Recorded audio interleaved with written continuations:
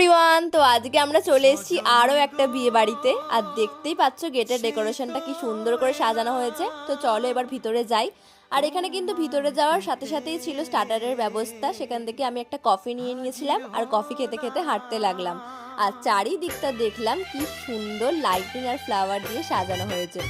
ভিতরে এসে দেখলাম একদম জনসমাগম লেগে গেছে ব্রাইড আর গ্রুমকে দেখার জন্য, কারণ বিয়েটা অনেক আগেই মানে গোধূলি লগ্নে হয়ে গিয়েছিল। তো সব ভিড় ঠেলে ব্রাইড আর গ্রুমকে দূর থেকে একবার দেখে নিলাম। আর তারপর আমি চলে গেলাম দেখতে যে স্টার্টারে আর কি কি ছিল। স্টার্টারে ছিল হিউজ আইটেম, বাট এতটাই ভিড় ছিল যে সবটা আমি নিতে পারিনি। ভিড় ঠেলে হাত বাড়িয়ে আমি পনির স্টার্টারটা নিয়েছিলাম। পনির স্টার্টারটা খেতে সত্যি খুব ভালো ছিল।